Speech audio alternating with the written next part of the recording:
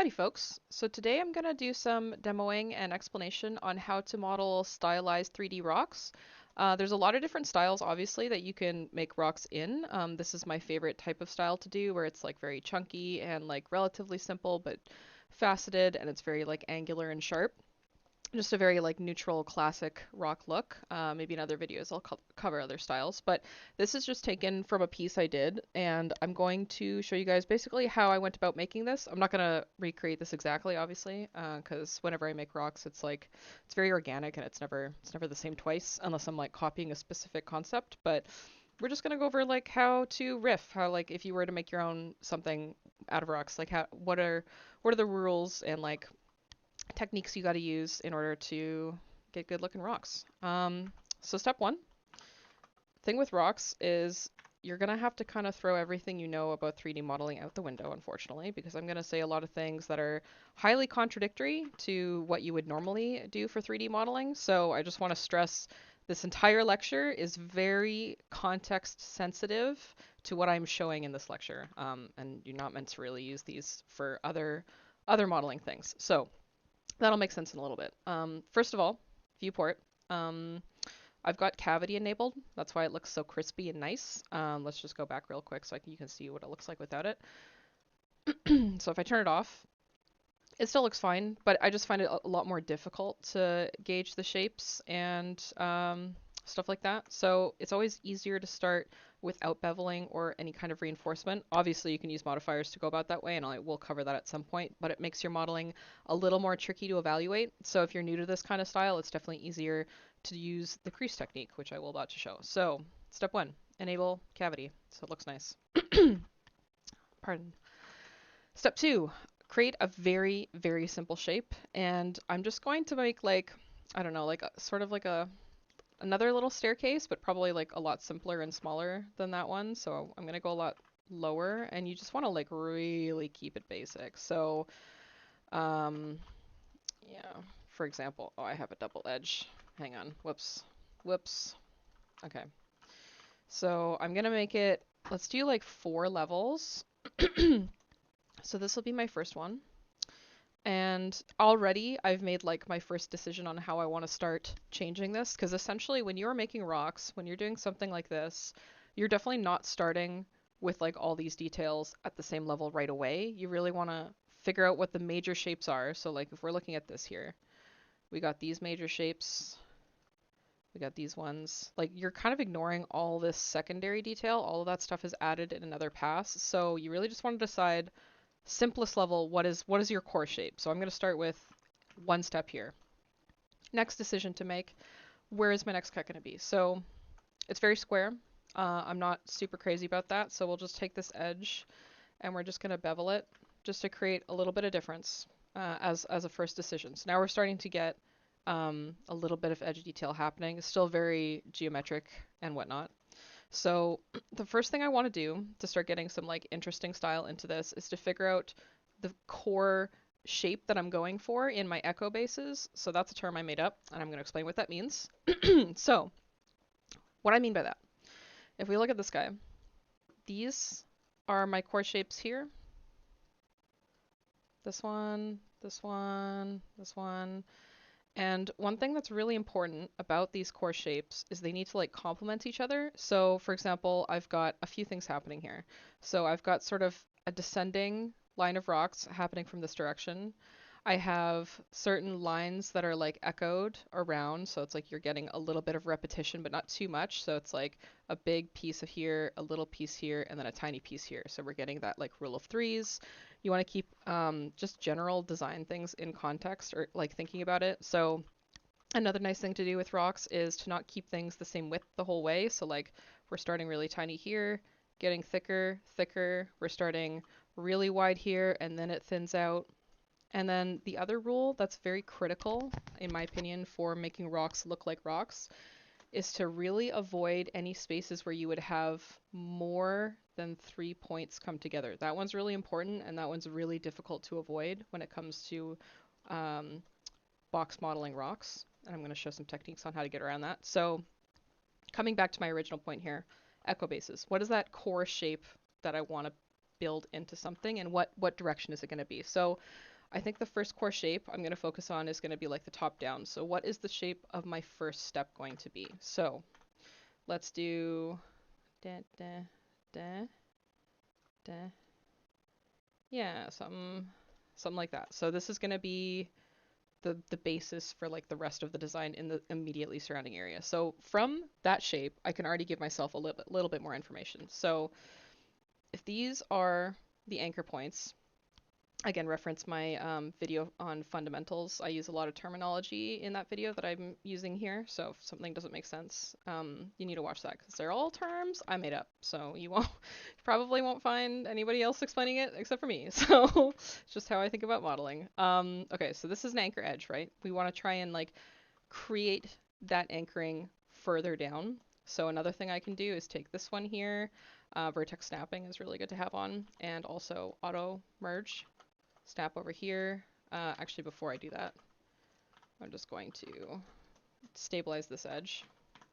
And what I mean when I say pinning or stabilizing, I just mean so that when you're moving the surrounding geometry, it's not deforming that space and it's not creating any warping or anything like that. That's like a clean deform. So next decision, do I want the entire base to be this wide? Because if I start cutting and I do the same thing around the whole thing, I'm going to deform the entire shape. Now, the shape as a whole, where it's kind of got this like, what is that? Hexagon? That kind of shape? Trapeze? I don't know. Oh god, somebody's going to correct me in the comments. I'm sure I did it. I said it wrong. But anyway, I still want to keep that shape overall. So if I pull that in, I'm going to lose it. So this is a good time to create another level. So if this is the top level of my piece, we're going to descend downward. The easiest way to create a descent is to pin your verts. So these ones are free floating. I need to pin them. And another thing is, and it doesn't matter if you're creating tries, you just pin them to whatever edge is closest. You do not, at this time, I'm stressing this very importantly, because many make this mistake when trying to copy this technique of mine, that they will try to stabilize their geometry by quadding it, because that's like a very natural thing to do. That's what you're taught in school and stuff like that. For this specific technique, you will make it a lot more difficult to model if you focus on quads. So you just got to pin to whatever's closest. Even if it's messy, it doesn't matter. All that matters at this point in time is exactly where these anchor edges are sitting, because that is what is dictating our overall form. We're not using subdivision right now, so yeah, super important to keep that. Another thing too is to start marking your anchor edges with the mark sharp. You don't obviously have to do the whole thing. Like I don't know what out of this hasn't really been altered yet. I don't know what out of this is going to be anchor or not. I just know this one specific spot. So I just start there. And okay, so as I was saying, I'm getting sidetracked a lot. The easiest way to create another level is instead of extruding down, because extruding creates a lot of angular 90-degree shapes. It's very boxy, and the key to making really nice rocks is to like really have that hand laid element to it. So the easiest way to extrude with making it look hand laid is just to like roughly trace the edge of it, and it like doesn't even matter how exact you are. You actually want to be less exact so it looks nicer. And then you just take that face, boop, and then just drop it down. So we have another layer added, and then at this point you can kind of decide maybe these are sharp edges. Now I've got this going on. From here we have another spot which could be nice to add like a second level, but it's pretty flat and boxy. Like it might be nice if this level kind of goes out, I don't know, just something like that. So I'm actually just going to pin this edge, and then I'm going to create a duplicate, just tracing this so I can easily pull this out. Because again, anytime you want to extrude, you don't extrude, you draw a line next to where you want to extrude, and then you pull it instead. That keeps it natural, and that keeps your bases really steady. So I'm going to pull this out. This is at the same level. Now this is my new platform. So I've created that kind of distance there. Next decision to make is kind of like, I want to keep this along the same like plane. So this is sort of on an angle right now, right? You can kind of see from the normal, it's on an angle. If you hit SZ0, you can flatten it. And that's kind of giving me the basis for like how this plane should continue. So what shape do I want it to take? So at this point, for example, I kind of intended for this to go around, so maybe it will go like this instead. SZ 0, or global 0, and 0, and snap, and get rid of this, and move this back. And now I kind of have this going on. So there's this another area level I can take, and I kind of want to like push this into here. So I basically just need a lot more topology. I'm just going to quickly. Okay. Just kind of creating that offset. That's the important thing here. And then we have this guy. So we've created this like extra level, this extra layering that's happening, flattened it out. So we have kind of like non-competing angles. And the reason why you need to do that is because of, okay, so what this face is doing right now is actually a perfect example. So when I'm looking at it from here, I'm using what I see in the gradients and the shadows to help me decide like where the warping on the mesh is happening. So for example, if I was to clear the sharp and shade smooth, you really see all the gradients that are happening. Since it's shade flat right now, it's a little bit harder to tell, which is why you want to just mark sharp where you're using it, go to the triangle, say normals, auto smooth, and I usually set it to like 80 or something. And then you just mark your anchor edges. I'm just trying to figure out the best way to display what I'm talking about. But anyway, you can kind of get an idea of like where that warping is happening. The more darkness and lightness means it's like not like it's not reinforced. It's not going to subdivide correctly. But when things are marked sharp like this, you can't see that information. So what this means, long story short, if you do not flatten your echo bases and you just say, okay, this is cool, you're going to reinforce it, and like this is, this is the shape you're going with. It looks flat, you're good.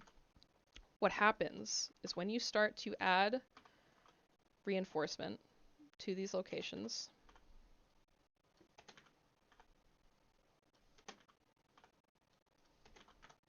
now you're going to get these creases that are happening in the rocks. And that's going to happen everywhere it's not perfectly flat. And this is very, very, very common to happen with geometry modeling. And this is kind of the biggest thing that gives it away, in my opinion, as geometry modeling. So that's just a visual way to explain why we're going to flatten. And even though we unflattened this one, we're going to go back to this one, go back to this one. And you'll notice every time I flatten, it's not moving as far. And sometimes you have to go back and forth a lot, but every time I do it, it's like smaller and smaller and smaller to the point where it's like not even happening anymore at all. That's really good. That means there's no conflicting angles, which means these are like cohesive echo bases, which means they can be together. If it's not a cohesive echo base, you have to separate it. And those separating lines, like for example, I kind of consider this one a separating edge. It doesn't matter if this is like, if this isn't flat, it doesn't really matter because the way you're going to quad this is just run across it, and it's not going to like, there's no anchor verts in between the edges that you need to reinforce. So that's why it doesn't matter on these specific edges, because when you do reinforce them and subdivide it, you won't notice. So long story short, that's why you need to flatten your echo bases and not the stuff in between. That's kind of how we build up those forms. Hopefully that makes sense. Kind of wordy. Okay, so we're just going to keep going. This is just hopefully explaining how I'm thinking about this. This is another echo base. It's kind of a bottom part, and it went really diagonal. If your angle changes a lot and you didn't want it to, like if I wanted it to be flat, obviously I could go into global. I kind of like the angle. That makes it a little more natural. I'm just going to make it less extreme and maybe pull it down more. So we have this kind of angle. Maybe I'll keep in mind too, you want to, so I've got this kind of thing going on, this shape. That's sort of like my core shape that's happening in this area. So that's going to sort of influence the, I'm trying not to say the word shape a bunch of times. That's going to influence the shapes I use. Okay, so we got that going on. We've broken this up a little bit. It's still a little boxy, not super crazy about that. Let's make it like, yeah, like something like that instead. So we'll just pull this over. In this case, adding loops is fine because I'm just adding, yeah, a little bit of that.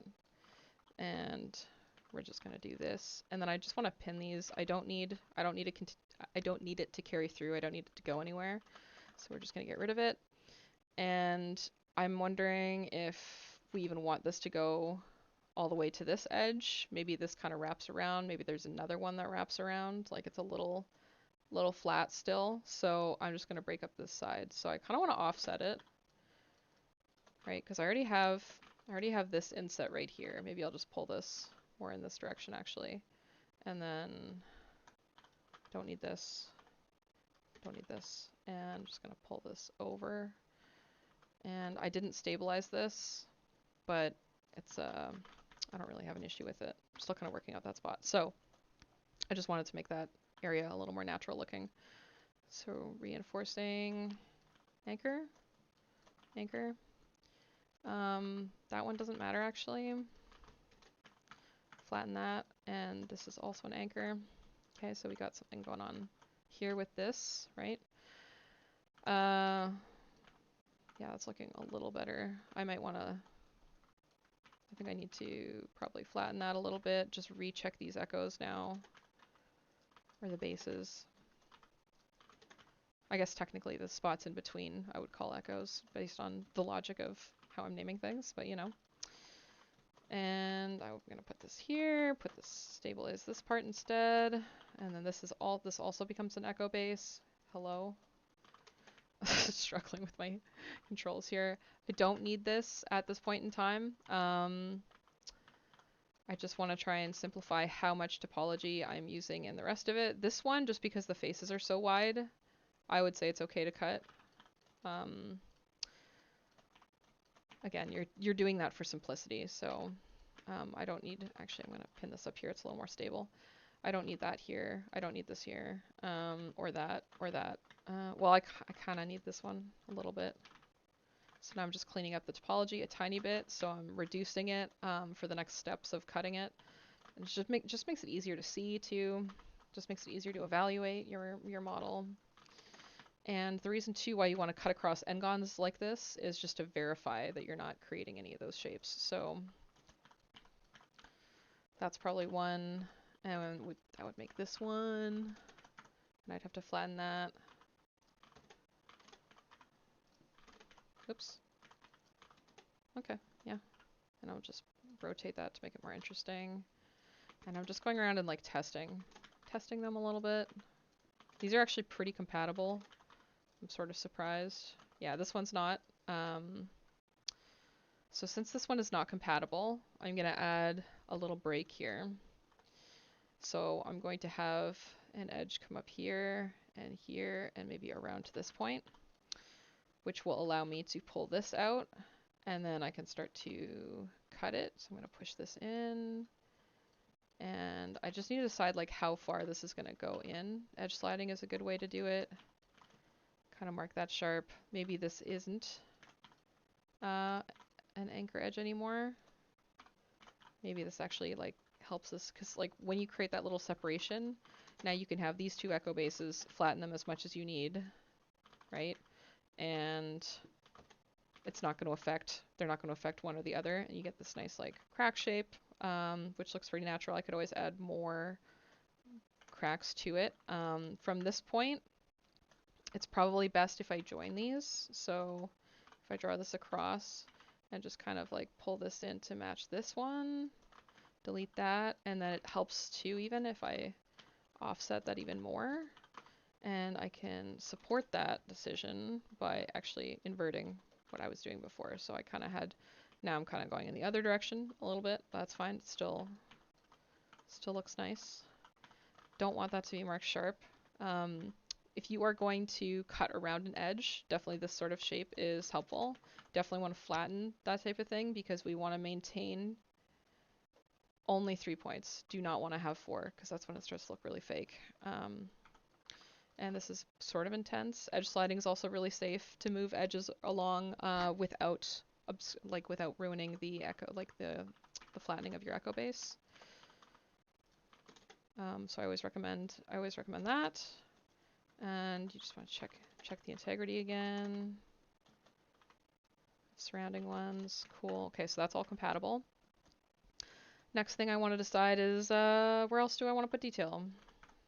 I'll probably do this corner and then stop. We'll see. Okay, so I need another big shape.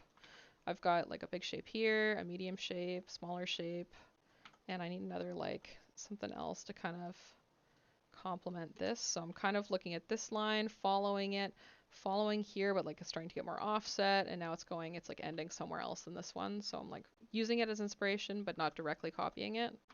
That helps a lot. And this is going to be a step down, we'll say. So I'll probably do this. Again, same thing. So it's like following it. This one had 2 breaks. This one's only going to have 1. I'm going to simplify as I echo out. And then just drop it. And maybe this one has a much more steep level. So I've got like sort of a medium one, a smaller one. Make this like a really big one. That looks a little better.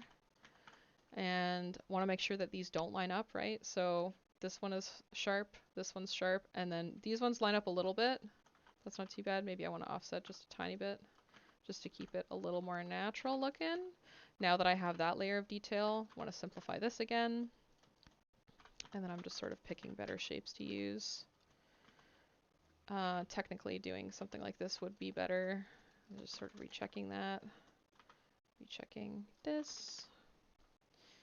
And this is sort of an awkward shape when it's like a point coming to this area, because like that never really smooths right. So that's something we want to keep in mind, but it's not really a problem for now. This is fine. Okay, so we got this. This one's twisting a lot. It's a little awkward. Let's just do something to give myself to slide along and then just sort of do this instead. Just so it's less, and so it's like a little more steep here, and then it gets a little more like shallow at that point. That's pretty spot on too. So that's another way to keep it a little more varied. And then you can put a mark there, mark there. This is another one. Gotta flatten. Just put that together for a little quad there for fun. Okay, and then stuff like this, like if you wanna just draw these to connect them to make a quad, that's fine. It doesn't really add too much mess to the mesh. You just don't want to bother start like I don't want to start doing stuff like that to quad it. There's no point. You can always like change, you know, where it's pinned to make it less tense. Like for example, I may want to do this instead, and then do this instead, and then do this instead. Like starting to quad the bigger areas, again, that's just like how much noise do you want to add where you're cutting, and you also want to consider like if you don't want to add any more detail in that spot, or at least no like bigger frequency detail, then it's fine.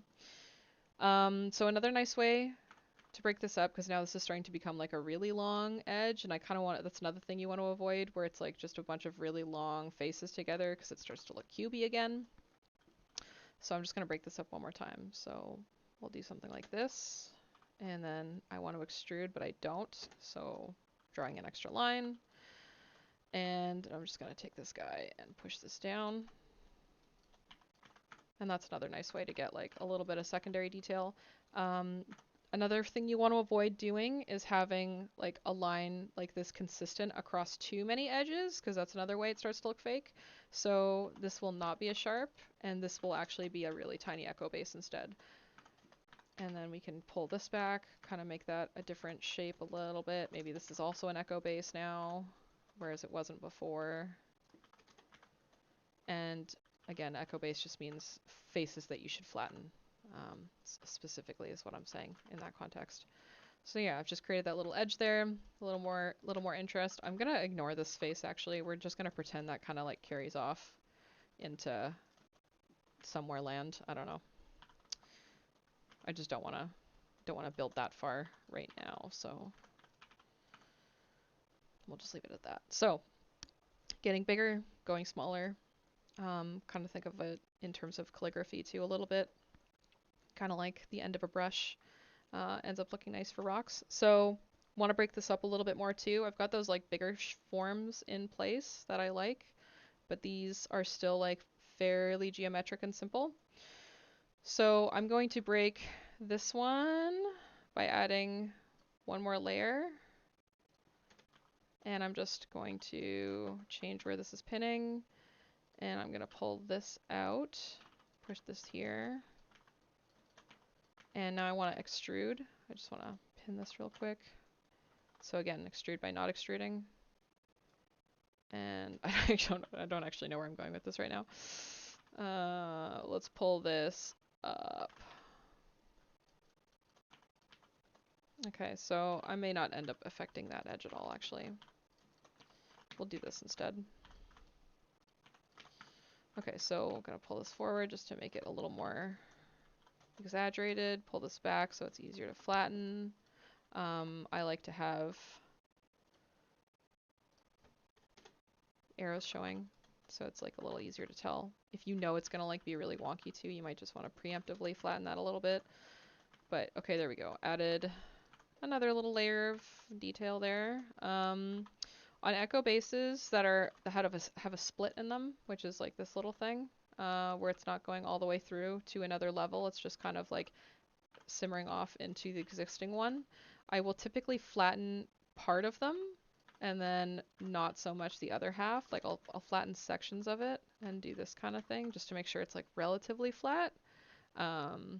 Just because, yeah, if you flatten it, you're gonna lose it. So it's easier just to go from the side or like edge side a little bit.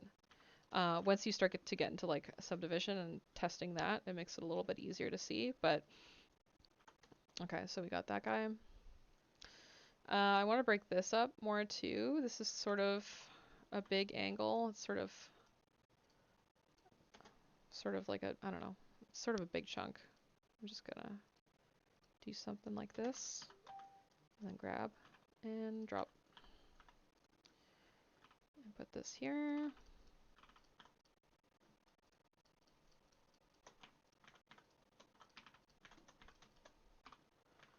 Stabilize, and then we got this, and then maybe from here I can just do this. And maybe it doesn't actually have that point on it. Maybe it's more like this, just slightly less awkward, in my opinion. So it's got little steppies. This crossing here is also awkward. I'm just gonna, I'm not paying too much attention to this backside here. You can also vary which ones have the sharp and which ones don't. If you're having a mix of the two, it kind of depends. Like you can mix like softer edges with harder ones. You can just have hard edges. You could just have soft edges. It kind of depends on the style that you're going for. I'm gonna go for something more angular, I think, just because I like angular. But it really depends what you want, what you're going for. Okay, so just collapse that together. Okay, so I've moved a little bit my echo base. Just want to, again, check the ones around it. Make sure that they're all compatible, which they appear to be. There's a little bit of shifting. It's not a big deal. That was kind of a lot. So I just want to see what's happening here. I want to pull that forward. In this case, it's probably easier to get like at least one split. And okay, that's less dramatic that time. Just pull that up to stabilize it. Sometimes you have to do a little bit of manually tweaking it to get it to work right, but there we go. Now it's working, mostly. Just this one spot is a little off still. Okay, so let's just pull. This needs to come out, but I can't pull this out. Okay, so I have two incompatible bases here. Actually, I could just do that maybe. Never mind, they're fine. Okay, I lied. It's fine. Okay. That edge is like, I don't know, it's just awkward how far it's going, but I can't get rid of that anyway. And then I just need to yank this down a little bit. Okay, yeah, okay, that works. Yeah, so I do have these lines, but it's not constant. Like there is some breakup and there's like a little bit of angularity to them. They're not all exactly the same, so that's pretty good. Okay, so from here, if we were happy with all these shapes, which I feel pretty good about, I'm just gonna I'm focusing more on this area. Obviously, if I was doing these all at the same quality level, I'd want to continue that over here and whatnot, but I'm just gonna leave this I'm just gonna leave this open just to be um just to be lazy. We're just gonna pretend this is where it ends. Okay. Yeah, it's all like one piece that kind of goes off into the unknown. We can just pretend that's part of like a bigger rock segment that we're not focused on right now. And then I like to sometimes just flatten where the bottom is. Oh, I don't want to. I was going to move that, but I don't want to lose that offset. So actually, I don't want to move that. Okay, let's do one more break right here, and then we'll go into the final layer of detail, because right now we're sort of in the secondary layer. We've got like, you know, our three major forms which we established at the beginning, or like the four major forms, I guess, because I said I wanted to do 4 steps. Got those established. Then we started adding those like little secondary ledges just to break it up a little bit more. So I'm gonna do one more secondary ledge and then we'll stop. So let's just make a break here. No, hang on. Pay attention to what's on the other side. So copying this arrow goes back a little bit, but maybe there's just like one more to it. And then kind of offset on that one a little bit. Take this guy, push that in, stabilize, mark.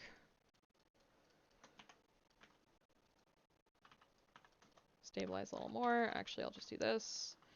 And get rid of that, get that, and that. Okay, so we've got this in here now. Just to break that up a little bit more. And yeah, that goes off into the unknown. Get rid of that. Okay. Woohoo! So just check that echo base, check this one. I'm just gonna draw across now to get some stability. Oop. Okay, so last step is the tertiary detail. So at this point, you just want to focus on your biggest shapes and just sort of like flatten them out a little bit. This is basically like my bevel pass, so this is a really good corner for it. You want to delete anything connected to your anchor edge that is not an anchor edge.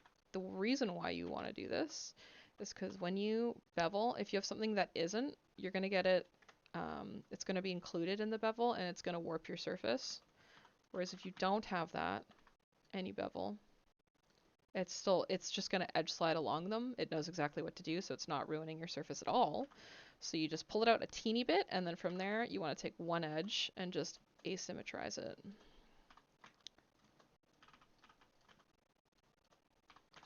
And there's a little mark there. Let's do another one here. Maybe pull down 2 edges. Take this one. If you want to bevel on the bottom of an edge, again, same deal. Just grab those, remove them, take this. And you just sort of like dot your modeling with these pieces. That really helps add that dimension to it. Like this is another good spot for that.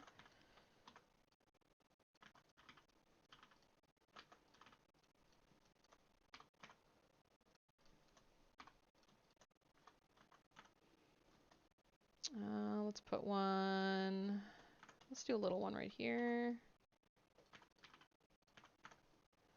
And one right here. Helps a lot too if you pull down different edges. If you're like beveling around the same kind of area, that helps a lot.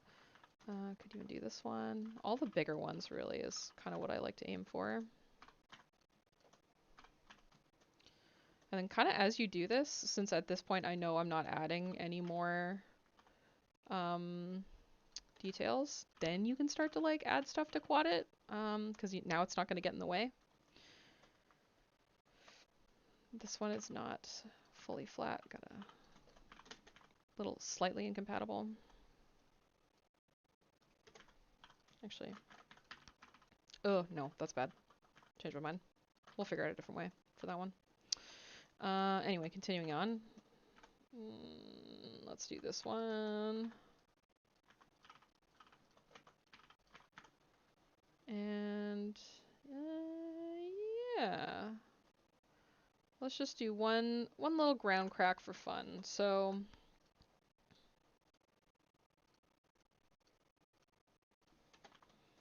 let's put it here. Stabilize. And then next decision is this going to be a level change or an inset? If it's a level change, we're not going to add a center. If it's an inset, we are. I think I'm gonna do an inset. And you want to draw right from the edge, not make a try there. And then take this one and just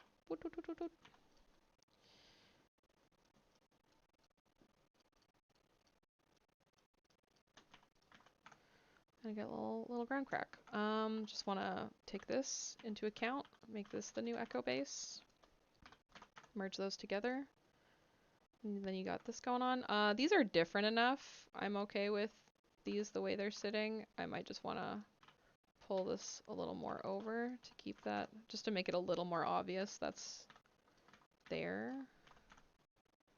Yeah, like this is a spot where I'm getting a 4 together. And you can kind of see how it looks less convincing than other areas. So let's deal with that by getting rid of that anchor edge, and this is now gonna be a face that flattens there. There's a 4 here, but it's a very like flattened 4, so it's not too bad. I'm not terribly convinced though. How do I want to deal with this? If I pull this up and back, kind of making this part of the echo base instead. Yeah, I don't mind that. Okay. Got rid of that 4. That's the important thing. And I still have a cute little crack there. I sort of had to undo what I did, but maybe just for funsies to add it back there, because I do like the way that looks. Put it there instead. And there we go. Could always take it smaller and smaller, go as more detailed as you want, add even like tinier cracks. Like I could continue this over here and add more layers and stuff. It sort of depends like how detailed you want to go. Generally, this is a pretty good level that I like to hit personally, and in another video, I will probably show how I would take this up to the next level with testing with subdivision, making sure that your echo bases are indeed flat and stable so that when you subdivide, it looks good. And if you're not subdividing it, other things that you can do. But yeah, that is rock. Hopefully you guys learned something, and hopefully it made sense. And I will make more rock videos, especially like and subscribe if you like these videos. That encourages me to make more, and it's fun. So please do it. And yeah, rocks. Have a good day, y'all. Bye!